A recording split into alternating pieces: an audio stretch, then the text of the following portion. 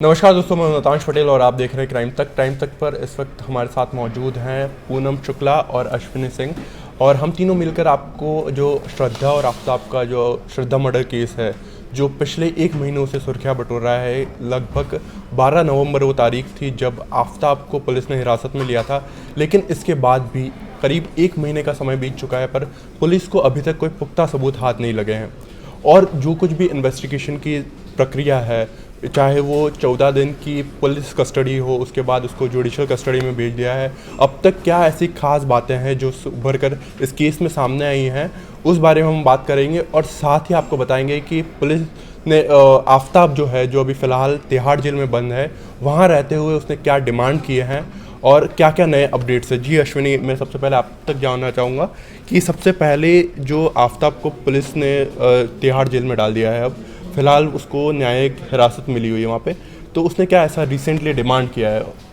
मैं बता दूं कि हम लोग इस पे कल भी खबर बनाए थे जिसमें उसने कहा था कि मुझे शतरंज खेलने की शौक़ है और उसने डिमांड की थी बतौर जेल, वहाँ पे जेल में, कि मुझे शतरंज प्रोवाइड किया जाए, मैं खेलना चाहता हूँ। उसके बाद उसने एक बुक मांगा था कि मुझे ये बुक पढ़ना है, तो मे बी उसने रिगार्डिंग क्राइम के बुक मांगा हो, लेकिन वहाँ से उसे मिला नहीं है। कुछ ट्रैवलिंग का बुक वहाँ पे मिला है उसे पढ़ने के लिए। इंडियन रेलवे बाजार। उसके बाद एक कल अपडेट आया था इस मामले में, जो Johnny Depp and Amber Heard का मामला था, उसने वो लाइव सुना था और वो भी उस वक्त जब वो श्रद्धा को मारने के बाद बॉडी पार्ट्स डंप कर दिए थे, अपना शातिराना अंदाज छिपाने के लिए कि मैंने कत्ल किया, और कत्ल के बाद सारे एविडेंसेस कहाँ कहाँ डंप किए और कैसे पुलिस से बचना है। चाहे वो सर्च इंजन की बात कर लो, चाहे उसके सोशल मीडिया अकाउंट की बात कर लो, चाहे किसी भी चीज़ की बात कर लो, उसके पास काफ़ी टाइम मिल गया था कि वो सब सारी चीज़ें वो हाइड कर सके पुलिस से।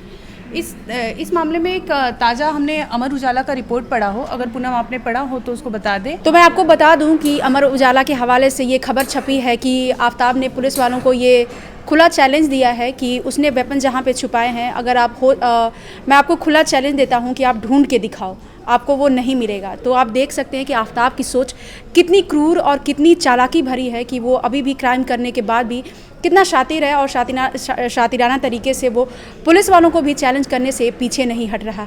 इस दौरान आपको बता दूं अश्विनी कि इस दौरान आफ्ताब ने कई बार पुलिस वालों से इस बात की भी डिमांड करी है कि मेरे को ये भी बताया जाए कि एमसीडी का चुनाव कौन जीत रहा है। हाँ, उसका काफ़ी दिलचस्प है उसमें कि इलेक्शन कौन जीत रहा है, चाहे वो हिमाचल का हो, चाहे वो गुजरात का हो, किसकी सरकार बन रही है। यहाँ तक ये भी खबरें आई थी कि उसने ये तक पूछा है कि इस चुनाव में कौन बहुमत पा रहा है, कौन सरकार बना रहा है। मतलब एक मुझे काइंड ऑफ ये लग रहा है कि वो अपना पर्सनालिटी दिखाना चाहता है कि मैं बहुत अवेयर हूँ, एक अवेयर पर्सनालिटी है मेरी। आप ये मतलब बीइंग जैसे उसको प्रमोट किया गया कि वो पढ़ना लिखना अच्छा जानता था, इंग्लिश बोलना जानता था, तो कहीं ना कहीं लोग ऐसे जज करने लग रहे थे कि पढ़ा लिखा है तो ये ठीक ठाक होगा, बैकग्राउंड ठीक होगा। लेकिन उसने जो करतब किया है वो तो सोचने वाली बात है। बिल्कुल बिल्कुल ऐसा लग रहा था जैसे एक प्रोफेशनल क्रिमिनल हो, और उसने जिस तरीके से वारदात को अंजाम दिया है वो हर किसी को हैरान कर देने वाली एक वारदात थी। और मैं आपको बोलूं कि जैसे सुकेश मामले में ये बात सामने आई थी कि सुकेश ने काफ़ी चिट्ठियां लिखी है आम आदमी पार्टी के लिए, तो कहीं चुनाव के बहाने या चुनाव के बारे में जानने से पहले जो उसने अपनी हरकतें करी हैं, कहीं इसका भी इंटरेस्ट तो नहीं है किसी पॉलिटिकल पार्टी में? ऐसा कुछ सामने आया है? ये अभी तक तो कुछ ऐसा सामने नहीं आया है, पर हो सकता है कि कोई पॉलिटिकल पार्टी का अगर वो सपोर्ट करे और उसके बाद उसकी सज़ा कम हो जाए। मेरे को हालांकि बहुत हद तक ये लगता नहीं है संभव, बट फिर भी हो सकता है कि क्या पता, लेट्स टाइम डिसाइड कि क्या होता है क्या नहीं। बट जिस तरीके से उसने एक जो वारदात को अंजाम दिया है और उसके बाद भी उसको देखा जाए कि जिस प्रकार से उसने इंडियन रेलवे बाजार जो बुक थी उसकी डिमांड की, उसने जो मैंने बुक पढ़ी थी उसके अंदर उसको एक नॉवेलिस्ट ने लिखा था, अमेरिकन नॉवेलिस्ट, और वो काफ़ी इंटरनेशनल बुक है। जो ट्रैवल में इंटरेस्टेड हो, जो मतलब एक ह्यूमन सोसाइटी या फिर वेलफेयर की बातें करता हो, वो इस बुक को प्रेफर करेगा। और इसी केस में कुछ और अपडेट्स हैं जो अश्विनी हमारे तक पहुंचाएगी। ये अश्विनी, जैसे मैंने बताया कि पूनम ने अमर उजाला का नाम लिया, कि अमर उजाला में ये बाकायदा खबर छपी थी कि आफ्ताब ने पुलिस को ओपन चैलेंज दिया है। चाहे श्रद्धा के बॉडी पार्ट्स को उसने कहीं डंप किया है तो वो पुलिस को खुली चुनौती देता है कि आप खोज के दिखाइए ये चीज़ें। तो ये बहुत मतलब शातिर अंदाज बोल सकते हो कल्प्रिट का, कि ओपन चैलेंज देना पुलिस को, वो भी। और ऐसे में पुलिस सख्ते में पड़ गई होगी कि ये क्या मतलब किस तरह का क्रिमिनल है।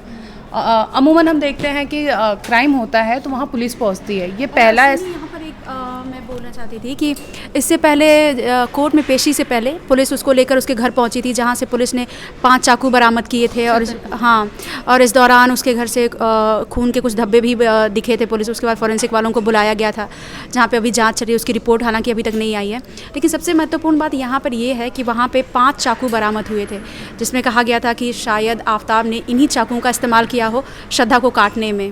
लेकिन यहाँ एक चीज़ है, यहाँ पे ये कंफर्म नहीं था कि वही मर्डर वेपन है और वही मर्डर वेपन का उसने इस्तेमाल किया था, क्योंकि कई जगह ये भी खबरें आई थी कि आरी से काटा है, आरी से काटा है, कहीं ये खबरें थी। तो आप बोल नहीं सकते कि वो चाकू ही यूज़ किया है, हो सकता है और बॉडी पार्ट चॉप करने के लिए उसने यूज़ किया वो चाकू, क्योंकि अगर हार्ड पार्ट्स होते हैं जैसे कमर का पार्ट हुआ, चाहे ये हुआ, चाहे सिर हुआ, उसको काटने के लिए वो आरी ही यूज़ करेगा। ऐसे तो चाकू से तो मुझे नहीं लगता कि कट पाएगा। शेफ भी था, उसने वहाँ पे ट्रेनिंग वगैरह ले रखी थी और उसने यही क्लेम किया कि मुझे इसकी ट्रेनिंग मिली हुई थी कि कैसे हाँ चिकन और मटन को काटे, और उसका एक ब्लॉग भी था द हंग्री छोकरू नाम से। हाँ, तो ऐसे में लेकिन ये चीज़ तो काफ़ी हैरान कर रही है कि उसने पुलिस को खुला चैलेंज दिया है कि अगर तो आप में हिम्मत है तो खोज के दिखाओ मैंने कहाँ पे छुपा कर सबूत, मैं मोबाइल कहाँ रखा है मैंने। अगर बात उसकी हिम्मत की करे तो आपने देखा होगा कि उसने कैसे किस तरह से गर्लफ्रेंड को घर पे बुलाया था।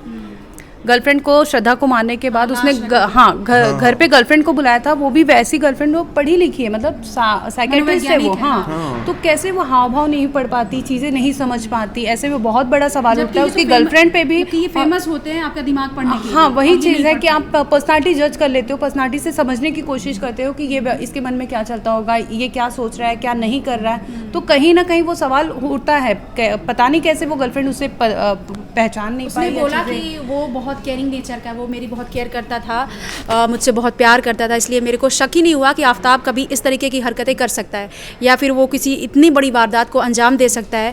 उसे इस दौरान इस बात का भी अंदाज़ा नहीं था कि जहाँ पे वो रह रही इस वक्त वहीं पर एक फ्रिज पड़ा है और फ्रिज के अंदर 35 टुकड़ों में श्रद्धा पड़ी है उस फ्रिज के अंदर। अगर आफ्ताब की हिम्मत की बात करते हैं ना, तो उसने मुंबई पुलिस को भी उस दौरान गया था जब श्रद्धा का फ़ोन एक्टिव था। मुझे याद है कि 12 तारीख को मुंबई पुलिस ने इसे फ़ोन करके 26 तारीख को बुलाया। 26 तारीख को ये पुलिस स्टेशन जाता है, 12 तारीख को कॉल गया है। उसके बाद भी श्रद्धा का फ़ोन एक्टिव रहता है। क्यों? वाईफाई से कनेक्ट करता है, वो वाईफाई के थ्रू सोशल मीडिया अकाउंट पे चैट करता है दोस्तों से। उसके दोस्तों के साथ चैट हाँ, कर रहा था कि मैं बिजी हूँ। अगर हिम्मत की बात करें तो उसकी हिम्मत तो पुलिस को भी, मतलब उसने ये कर दिया, ओवरटेक कर दिया है कि हाँ चलो। अगर ओपन चैलेंज की बात करते हैं, मर्डर वेपन को लेकर अगर बात आ रही है, तो वहाँ भी उसने मुंबई पुलिस को बड़े ही चालाकी से मतलब निकल गया था खुद को, कि उसका डंप करता है फ़ोन। हो सकता है कि उसका फ़ोन उसने मुंबई में डंप किया हो, क्योंकि वसई क्रीक में भी ये लोग ढूंढ रहे थे, सर्च ऑपरेशन चल रहा था। हालांकि मुझे लगता नहीं है मिला होगा, देखने वाली बात होगी आगे।